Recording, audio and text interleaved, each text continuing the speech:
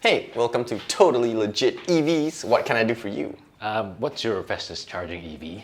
Well, we do have the Porsche Taycan. How fast does it charge? That one goes from 10 to 80% in just 22.5 minutes. Okay, but that's not fast enough. I need a faster charging EV. You see, I have a very rare condition. When I was young, I was bitten by the Intercontinental Champion of the world, the Macho Man Randy Savage. And it happened in a time warp. So if I wait for anything for more than 20 minutes, I will slowly but surely turn into the Macho Man Randy Savage on the spot. So it's already happening, man. You know, some people would say that I am quite lucky man to be Macho Man Randy Savage, but so yeah, I had to suplex my mother the other day. She wasn't very happy about that, but she got to touch the Macho Man, and that's a pretty good privilege. She's a lucky woman. Just like my wife repeatedly, and if you do that again, she's gonna divorce my husband. I'm the Intercontinental Champion of the world, the Macho Man Randy Savage. Yeah.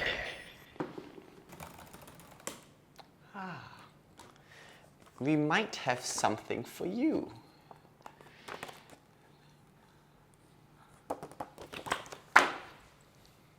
You're going to enjoy this. We're of course talking about the Kia EV6, the long-awaited, very high-tech EV from Kia. Now it's finally launched in Singapore. We're going to test it for you today. Does it combine faster than Porsche charging tech to take on the established brands Tesla and Polestar? Watch our review and find out. Buy or sell your car now with CarBuyer Singapore. And remember to check out the latest automotive content with us. So first off, what do you need to know about the Kia EV6? It'll launch at the end of November 2022. There'll be two models, the EV6 Standard, which has the smaller battery pack and a single motor. We have the EV6 GT line, which has dual motors and a larger battery pack. So all the specs we'll put up for you right here. But of course, you can check out the news story on carbuyer.com.sg. Now the exciting thing about the EV6 is that just like the Hyundai Ioniq 5, which you saw at EV Weekend, is that it brings 400 and 800 volt charging technology to the table. What does that mean? It basically means that this is the fastest charging EV in Singapore you can buy right now. So tops out at 350 kilowatts. In comparison, the Porsche Taycan can only top out at 270, and the Taycan was the previous speed holder when it came to juicing up the battery. But what does that really mean to you, the EV owner and driver? We'll get to that later, but first, let's take a look at the car's design. Now, Kia has come a long way in terms of design, as we've seen in our previous reviews. The Kia EV6 is kind of the culmination of all that. It's a very dramatic car. It really makes an impression. Now, just look at the front end, very aggressive, the tiger face. Okay, it's not supposed to be a retard tiger, but you know what I mean. But this being an EV, it is dominated, or rather dictated by aerodynamics from nose to tail. Now the nose is very low, as you can see, which gives the car kind of like the shovel nose look. And these are aero design wheels, special for the GT line. The normal car has grey wheels, which aren't so cool, but still 19-inch for both cars. Quite a cool feature there for both standard and GT line cars. And we have a swooping roofline. See how much rake there is. And of course, Kia calls this an SUV/crossover, but it really more of a high-riding sedan rather than an SUV. Check out the Kia Sonet review we did. We talk more about the boxy SUV dynamic rather than the crossover low-slung look that the Kia EV6 has. And another thing that the GT line has is body-colored fenders. So the standard car has the black contrast fenders, very crossovery. The GT line a bit more sporty, a bit more cool and sedan-esque. But now let's go further on to the back. We have a very wide and cool aero spoiler here, and we have the aerodynamic ducktail. So this is really nice. The way this line sweeps up here connects to the tail lights and the very dramatic light bar and tail light cluster here. But we were talking about aerodynamics. So in typical EV ways, the ducktail minimizes drag. And of course, for an EV on the highway everywhere else, aerodynamics are really important to get good range. We will test the range later on, but for now, let's take a look at the inside of the car. Right, so we are in the back seats of the Kia EV6. Now, first things first, seating position. This is what Kia calls the RELAXION seats. RELAXION comfort seats. Sorry, Comfort RELAXION seats. comfort seats. So what it means is basically you're sitting in a very relaxed position. Yeah. Compared to Darren's position, as you see, he's pretty much upright. Yeah. But it is, if he was to put his seat back, this is how it would usually, you would Wow. usually sit. I'm quite relaxed, man. Exactly. So, you know, it's, that being said, you know, my headroom is pretty much compromised. Yeah. But if I were to put the seats up, so it's... Oh yeah, right. So the further back you go, you kind of Yeah, scrape so the this is headline not out. Yeah. RELAXION COMFORT. RELAXION. This is just... But one cool thing I like about these seats, just look at the is they're designed to evenly distribute your body weight. So they're a bit soft, but they're actually quite nice to sit in. I could imagine myself being driven to say KL in this car. It would be pretty comfortable. How's your leg room?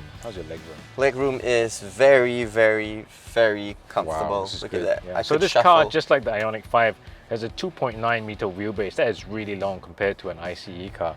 And you can see that Luke Pereira's lovely tanned ankles have space to roam free range and organic. And we also have an aircon vent, right? Aircon Correct, we have vent. aircon vents here, Yeah. and we have USB-C ports here as well to charge your mobile phones. And one interesting thing to note also, for the there's going to be a third person seating. Yeah. This is sloped inwards this way, so technically you kind of get more leg room here as well. Yeah. You don't compromise your knees. But I don't think we could fit 3 adults in the back. Yes, it's going to be pretty much squished. I'm gonna squish. If Darren were to sit here, Cannot really. Yeah, There's all these closeness. overlapping really. So Closeness. in terms of shoulder room, really not that good because neither of us are Hulk Hogan. Hulkamania, Macho Man Randy Savage. What does he say? Randy Savage. Okay, but one thing I did notice as well about this, and as well as the Ioniq 5, we do have the EVDs thing. EVDs. Look at that. Knees. You shove a phone under there, man. I mean, Luke is a very tall beanpole, so. But even me with my short legs, you know, I still got that space. So it's a little bit of a hassle, but otherwise, there's quite a lot of room on the inside of the EV6. Okay, now we've done back seat. Luke's going to test out the boot. Let's go. All right, behind me is the boot of the Kia EV6. Now, this is 490 liters of boot space. Now, bear in mind that this being an EV, you do get 20 liters more in the frunk, and these are some nice touches which I feel is pretty nice. You get automatic tailgate over here. There's a nice handle for you to close the boot. There is a divider over here, which if you remove it, gets you more space. However, underneath it has a tonneau cover, which helps you cover up the boot. Very handy. One thing to note though, you do not get a spare tire underneath, but a tire kit. Now, let's move over to the cockpit and see what the EV6 has to offer. Okay guys, the cockpit of the EV6, and we take cues obviously from the last Kia we saw, which was the Kia Niro. Again, the Niro, if you watched our review and walkthrough, pushed the boundary forward for quality and tech inside a hybrid car. The EV6 does that for an EV and of course ups the ante a little bit more. Considering the cost, you should expect that. Alright, we got our Kia 2-spoke steering wheel, nice and flat, nice to touch and hold. We have dual 12.3-inch screens, and I should note at this point in time that both variants of the car are actually spec'd very, very generously, and literally the only difference between this, the GT line, and the standard is the aluminium pedals and the suede seats. On this part, of course, it looks very much like the Niro. The ambient lighting is a little bit nicer, stretches all the way across the width of the cabin. We have the control panel, again, just like the one on the Niro. You can select this. This is your infotainment controls. Of course, you have a touchscreen as well, but you press this, it comes the aircon controls. Very nicely done, I think. And down here is another nicely executed part in black piano, black finish. We got our seat controls. So it was, you might have noticed that I just accidentally activated the seat cooler, but both variants of the Kia EV6 have seat heating and seat cooling. So of course, seat cooling, one of our favorite features for any kind of car in Singapore, because you get hot under the nether regions, man. It gets all swampy down there. So in terms of infotainment, not a huge amount to tell you guys, but there is the obvious EV specific stuff, like we're showing our range, our how far we've gone, or that sort of thing. You can hook up your phone via Apple CarPlay or Android Auto, and it's all very familiar and very easy to use in typical Kia fashion. The graphics are nice and clear. This is obviously the daytime theme. You can choose the dark theme as well. Talking about themes, you can also choose the color of the ambient lighting. Lights, ambient lights. Yeah, there we go. So let's change our color. So you can have refreshing sea, which may help to gain calmness and peacefulness of mind. Or you can do a custom color. Yeah, so a custom color. So, oh, there are other colors. Ooh, orange delight. May help to awaken mind and body and reinforce inner confidence. God knows I need that. How about violent cloud? Oh, sorry, violet cloud. May help release stress. Yes, the violent cloud will help you to release stress. Golden insight. I want a shower of golden insight. Okay, but enough golden insight. The impression that the EV6 gives is one of modern futuristic EV. So it's packed to the gills with equipment as well, and that really, I don't know, I kind of gels together. You're paying top dollar for the car, but you know the experience that you get, I think, reinforces that quite nicely. So you have this very dramatic EV panel here, EV start button right there, very cool. And we got a rotary controller. Of course, there's no gears to shift in this car, but it's a nice touch nevertheless. And another thing about the combination of usability and high-techness, so my phone charger is right here at my hands, down right there. So that is probably the cleverest implementation of phone charging I've seen to date. Very cool. If I'm driving along and I want to break the law, I just have my phone right there. Hey mom, I'm coming home for dinner. All the time. And there's lots of space as well. So this is being an EV, you don't have a transmission tunnel or any of that crap. You have a big storage area down here. You got 3 or 4 USB ports down there and a lot of space. You can put a bag down there as usual. So as an EV in the day-to-day, it is very practical. There's even more space down here. So a lot of space, a lot of utility, and very nicely presented as well. And the equipment list is just so bloody long that I can't remember what's in it, but I'll show you a breakdown of this Kia soon, and you can read our review on CarBuyer Singapore, of course, to see how much equipment this has. But take my word for it, Kia pretty much chucked the kitchen sink. Everything you can possibly want in the car is here. So all the stuff you see in a luxury car, you can find it here too. You got adaptive cruise control, you got advanced driver assist systems, you got a really good reverse camera. So this one looks just like the one on Audis and BMWs. Yeah, looks very familiar. It looks just like the one on the A4 and the A5 and the iX. So a lot of luxury features, all presented in a typical down-to-earth Kia fashion, for slightly less money, slightly. All right, now we're at driving, and the EV6, I like to say that it drives pretty well. Very typical EV driving characteristics. So it's quite heavy, just like all the other EVs. It's got 19-inch wheels, quite big. So when you go over the bumps, it's quite thumpy and lumpy, especially with Singapore's crappy roads. But overall, quite refined, especially in urban environments. Very nice to drive, very easy to drive as well. So one thing I think that the EV6 does very well is actually its recuperative braking in auto mode. So this is not the first car that has done that. What it does is adjust the amount of braking that happens when you take your foot off the pedal. But it also reads how far you are from the car in front, if there are any obstacles there, and adjust the amount of braking accordingly. So the EV6 does it in a very natural way, and I don't feel that sudden step down of jerkiness which I've experienced in some other EVs on auto so-called regenerative brake mode. So it's very smooth and very nice. And another thing is that the adaptive cruise control and the safety systems are also very useful. They're not too intrusive. Of course, you can adjust how much alerts you want, but all in all, they serve the driver quite well, and they don't really get in your way when you're driving.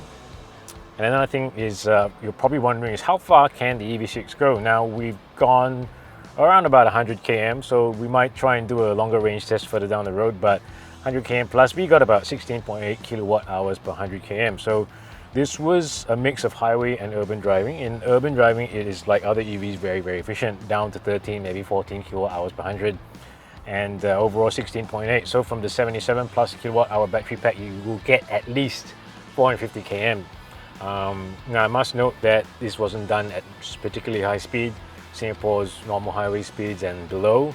So if you go faster, I don't think it'll be as efficient. But From my gut feel, the EV6 I think is quite an efficient car, especially for the performance. So performance-wise, you've got 3 modes.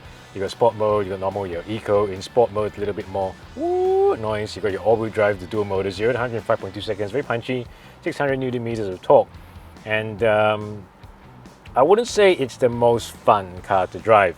It handles well, it does things very capably, but of course it doesn't really set so on fire. It's just like other EVs do. But it's sharp enough, it's nice enough to drive.